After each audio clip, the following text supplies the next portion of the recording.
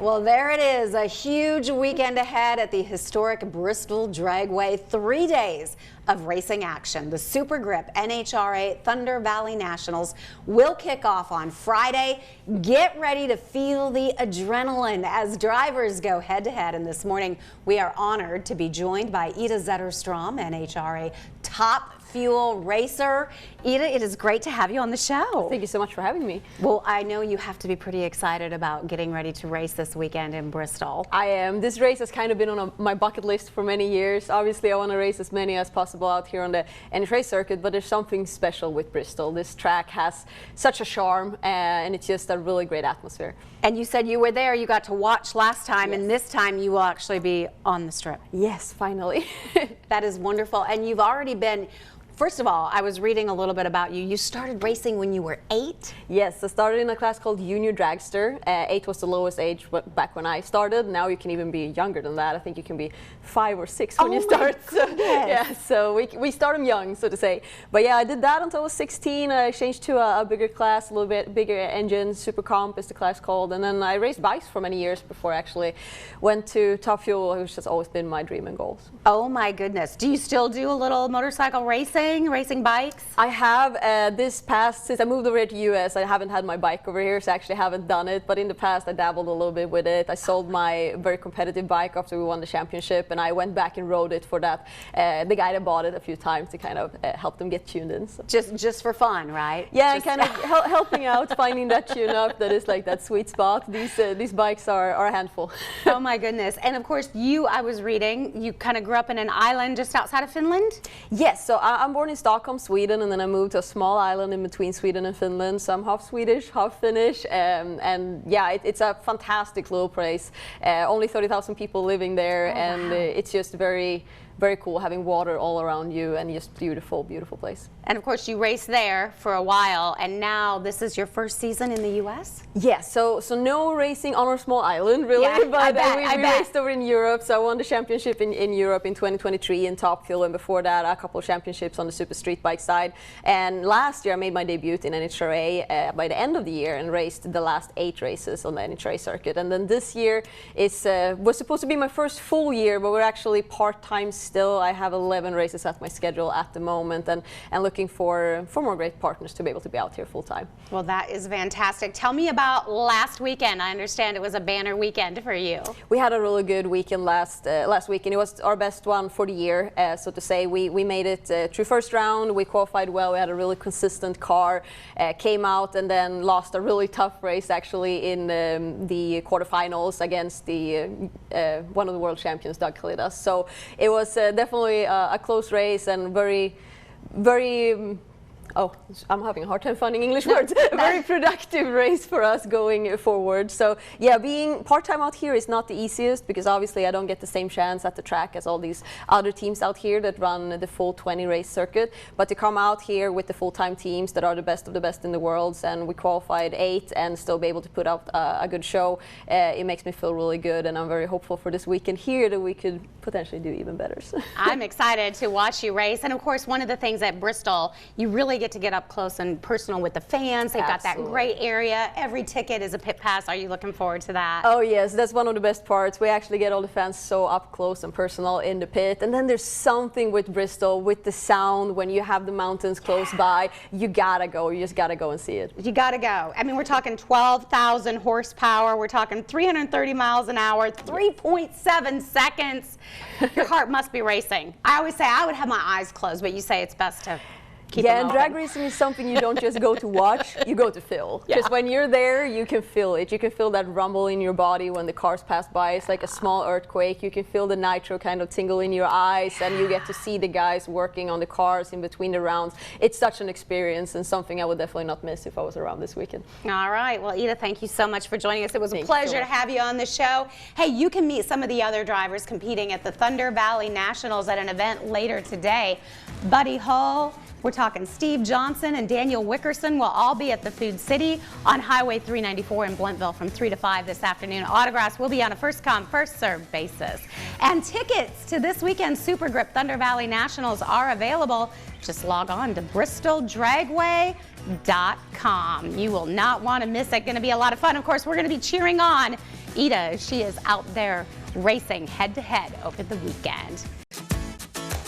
The Kingsport Public Library is undergoing a complete renovation, and while construction is underway, the library is opened at a location in the Fort Henry Mall. Here to tell us more about the temporary location and some fun summertime events that they are sponsoring, it is Stephanie Griffin. How are you doing, Stephanie? I'm good. How are you? Good to see you. Thank you. You've made the move over to the Fort Henry Mall, and you said there was some heavy lifting going on. There was some heavy lifting, yeah, but we made it. All right. And you got a ribbon cutting for that location coming up. Tell us about it. We do. On Friday, it'll be at 2 o'clock at the Art Mall location. And we're going to do refreshments. We have some bookmark decorating activities for the public and just kind of let everybody see the space and experience what the library is like at the mall. What kind of a space do you have at the mall? We have a space for adults and then one for children and teens. Right. Yeah. And you moved a big portion of the library over there. Some of it had to be put into storage. But if you were taking advantage of something at the old location, you more than likely can find it here, right? Yes. So we're just a scaled down version. Right. Right now, our complete footprint for children and teens are in the Fort Henry Mall, so nothing changed there. Right. We still have children's computers. And then in our adult location, we did have to downsize our collection, but we still have all the genres that people have come to expect. We still have public computer access, Right. all those digital services like copy, fax, printing, that sort of stuff. I know a lot of folks take advantage of that computer access at the library now, and that is vitally important to have that available for folks, isn't it? It is, yeah. And we also still offer our free Wi-Fi. Okay. Yeah. Very good. All right, that is going on, but you're also keeping up with your summertime events and things going on. You have some great events lined up for the children this summer. We do. We just kicked off our summer reading program. Yesterday was our first day open at the mall space. So we did our Kids Mall Club. Right. So that is something that we're partnering with the Fort Henry Mall on to offer like an activity-based program for kids. It's every Tuesday from 12 to 2 in June. Right. And those be something different. Coming up for next Tuesday, we have like a Lego STEAM building. Oh, that's awesome. Yeah, so I think that they'll really enjoy that. And that summer reading program is so vitally important. We've been talking to folks about that. It's great to keep that reading going after school lets out for the summer. It is. We've got a lot of fun incentives and prizes to keep them reading. The kids, we track by minutes, not Right. books. Okay. You know, to make it a little bit easier for them. And it also helps them read things that they enjoy reading, Right. and then they get incentivized to do more of that. About how many children do you have taking part in those summer reading programs? We have a couple hundred usually. Oh, that's fantastic. Yeah. Yeah. Also, you're having a lunchtime concert series. Tell us about that.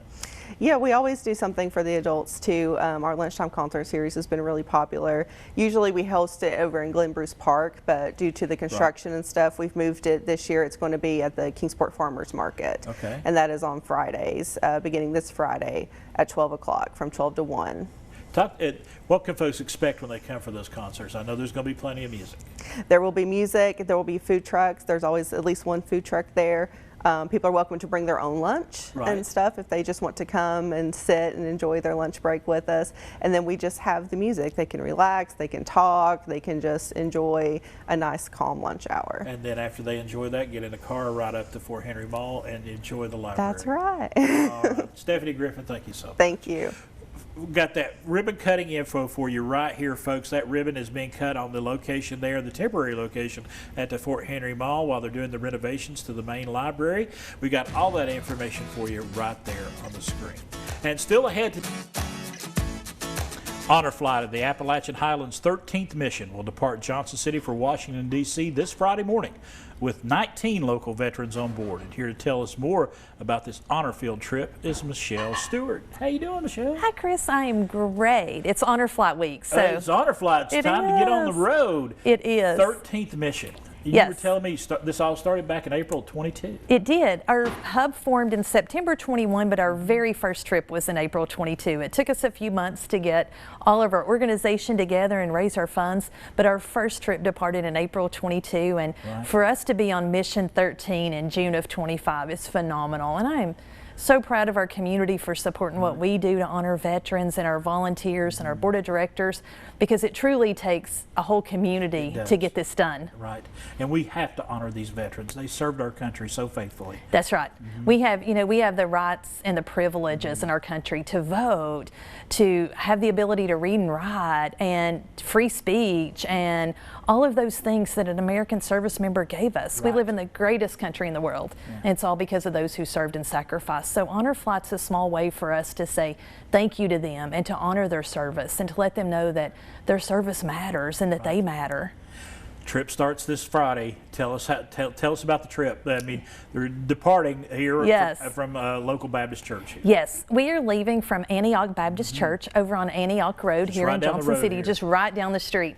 Antioch has been a great supporter of Honor Flight since day one. We host our monthly board meetings there. They've just been phenomenal to us. So they are going to host Mission 13, and we are excited to take those 19 veterans on their trip of a lifetime with honor. We'll have a short program at 7:30 on Friday morning, and then we'll depart at 8, and we will make our way out University Parkway, State of Franklin University Parkway to 26, and then 26 to 81. We'll have a great escort from local motorcycle riders and our local police departments, and then we will travel that day through the beautiful Shenandoah Valley to VMI. We will make a stop at VMI on Friday, and then travel on into DC Friday night, and then Saturday we'll have our entire day of visiting memorials, having the time of camaraderie and hopefully some healing and some time where the veterans will share with each other. And then Sunday we will make our way back home, stopping at the D-Day Memorial in Bedford, Virginia, which is a beautiful memorial there in Bedford. And then Sunday night we'll be back to the church around 5 o'clock. We really hope the community will come out on Friday to send off those veterans. But most importantly is that welcome home on Sunday, because many of them, when they return from service, were not welcomed home. And this is our chance to change that. Absolutely. And we're going on that departure and the return, if you can get somewhere on the route and be safe, okay? Well, first of all, we want to say be safe, but to cheer this bus and this convoy as it heads up the road, to cheer on these veterans as they're on this trip, that would be much appreciated. It would be, and you would not believe the things that those veterans say when we're on that bus with that motorcycle escort and people standing cheering them on. They're like, they came out for me. Wow, they just can't believe it. So yes, if you can stop in a parking lot of a fast food restaurant or somewhere safe and just wave a flag and have a big smile on your face, that makes the world a difference, and it just lets those veterans know that their service is appreciated and valued. If you can't make it to Antioch Baptist on Friday morning or Sunday afternoon, to cheer them when they are leaving and when they're going, that would be much appreciated. It very much would be. We would love to see our community come out and just honor those veterans who have served America. Absolutely. When in Washington, I asked you, I said the memorials, you hit them all. We do. We start out the day at Arlington Cemetery, and then because we feel like that's the most important place to start that morning, to pay tribute to the Tomb of the Unknown Soldier. And then we hit the Navy Memorial, Air Force, the Marines. We do the Army Museum, World War II, Korea, Vietnam. I mean, we are jam-packed all day long. We unload the bus and load the bus about 15 times on Saturdays, so we are all tired by Saturday night. But it's a good time. It's a good tired, and those veterans are troopers. They laugh and they say, we're ready to do this again. So, but it's a busy, long day, but it's such a day of such significance for those veterans that are traveling with us. And the feedback you get from those veterans when they come back, that is extra special. It is. Last year I had a veteran tell me that he said for the first time since he left Vietnam, when he stepped off that bus, he had peace in his heart. He said, I can't explain it, I can't describe it, but I have peace. And that's truly what my goal and my focus is giving those veterans that opportunity to find that peace and find that closure. But above all, to know that their community loves veterans and support. That each of the 19 veterans going this weekend find some peace. All right, Michelle, thank you. Thank you so much for everything that Honor Flight does. It's my privilege. Thank you, Chris. So wonderful. Folks, Honor Flight departure is this Friday morning, 8 a.m., right down the road here at Antioch Baptist Church. We told you the route. Get out there and encourage and honor these folks that have done so much for our country. And we also want to tell you about a very special presentation coming up this Friday, which is the 81st anniversary of D-Day. You can watch an hour-long special, D-Day, the greatest victory, on our new WJHL Plus app at 9 p.m. this Friday. You can download the WJHL Plus app on your smart TV. It is also available on Fire TV, Apple TV, and Roku devices. Damascus, Virginia is known all around the world as a place to have some adventures in the great outdoors. And 2 upcoming events featuring a dual sport adventure bike ride and a kids fishing derby will keep the outdoor fun rolling in Damascus this summer. And here to get us ready for all of that outdoor fun is Joe Johnson. How you doing? I'm doing great, Yeah. and thank you so much for having us on. Damascus is doing great. The recovery is definitely on. Things are building back after Hurricane Helene. Yeah, you know, we had back in September when the storm came through, Yes. a lot of the businesses got, hit pretty hard. Houses were lost. Very resilient community, a lot of volunteers. It has been amazing to see it all come back together. 58 was opened in Memorial Day Right. weekend. The Governor Youngkin was there, did the ribbon cutting, and talked Yes. about the fact that the United States Forest Service has the money in their account to repair the Creeper Trail from White Top down to Damascus. It's going to take a while to do that, but Yes. and so because of that, all the businesses and are now open for business, and we of course want people to come see us. And you just recently had trail days, and you had a lot of folks come see you. Yeah, I mean, so we started off back in April with an event was put together called Trout Days, and it was incredibly successful. It was a trout tournament. Folks came in, they with great prizes for catching the fish, and we had a big raffle, and it did incredibly well. So we're going to do that again in September. And then in May we had Trail Days, and Trail Days is Damascus. It's just an amazing time to have all these folks in. You meet some of the coolest people on the planet, and they come from all over the world actually Right. to this festival. And this one was no exception. It did incredibly well. So what we're doing now is we're trying to put together some events, to really bring people in and showcase our little town. I'm a motorcycle enthusiast, and we have a number of folks in our town that are the same. So we decided to come up with a motorcycle adventure ride, and it's called the Damascus Motorcycle Adventure Ride, 200 kilometers. We call it the Damn 200 for short. Right. But it's going to be this coming weekend, June Right. 6th, 7th, and 8th.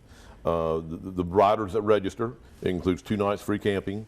We're going to have a premiere of the Southeast of BDR. Now what that is Back Road Discovery Route. And there's an organization that actually does these routes all over the country. And we were just talking about Montana off camera a while Right. ago, but there's one in Montana, there's one in Colorado, Idaho, I think Yes. there's like 17 of them. But there's one in Damascus that goes from Damascus all the way to the New York line. That's called the Mid-Atlantic Back Road Discovery Route. And then there's one in Damascus that goes from Damascus all the way to Navarro Beach, Florida, which is called the Southeast. And that one just came about. So we're doing a film premiere on that at the Old Mill Sunday night. So even if you're not a rider, if you're not registered, come out and check out the film. The Old Mill has great food. And we've got that info right there on the screen. I want everybody to get that too. And if you got your smartphone, get it out, scan that QR code right there, give you all the information you need and get you ready for that big event.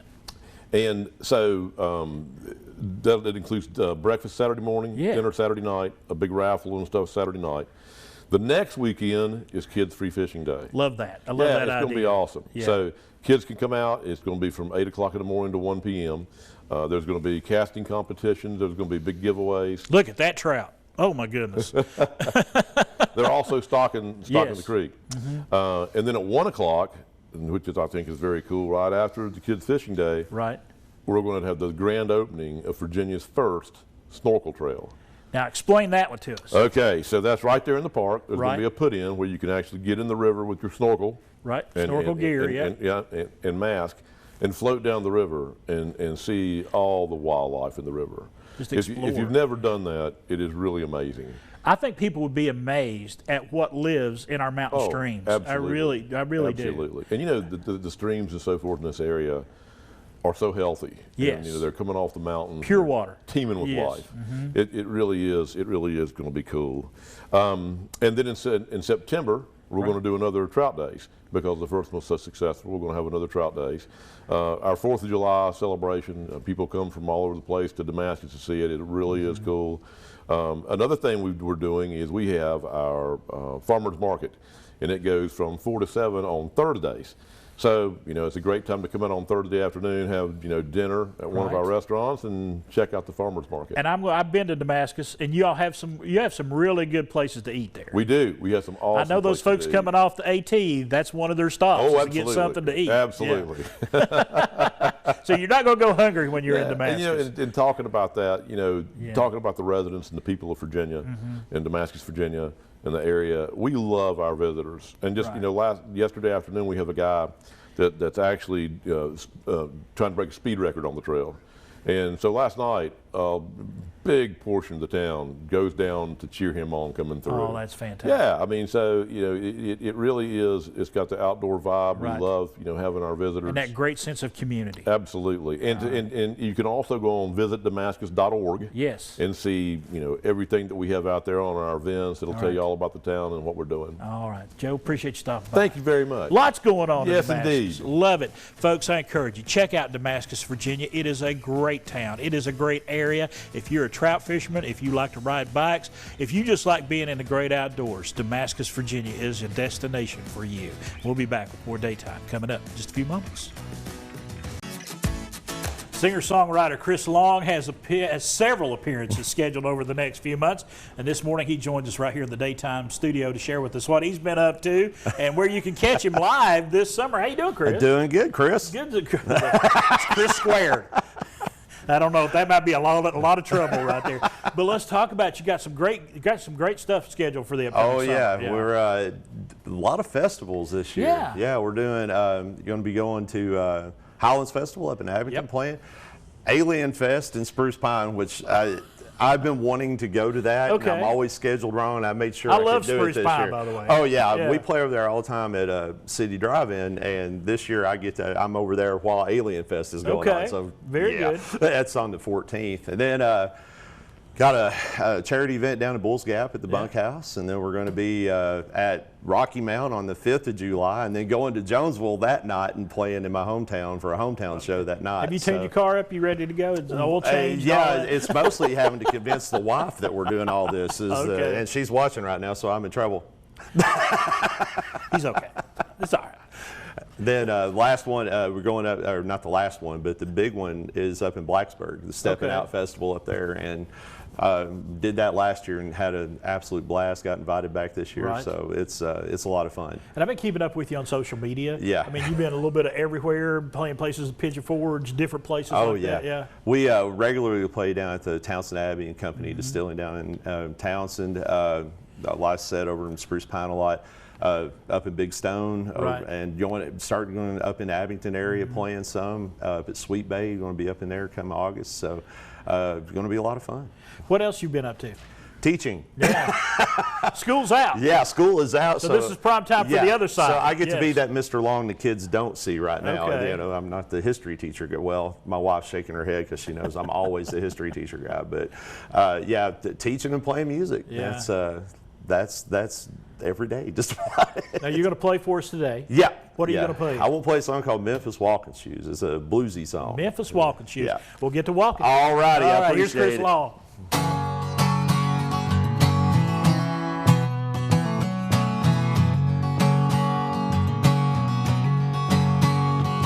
Said, baby, I'm tired of lonesome and I'm blue. No, baby, I'm tired of lonesome and I'm blue. Been walking around in Memphis, wearing out my old walking shoes. Darling, well, can our love be? Now, darling, said, well, can our love be? We done gone and lost it now, walking out of Memphis, Tennessee. Found these old walk shoes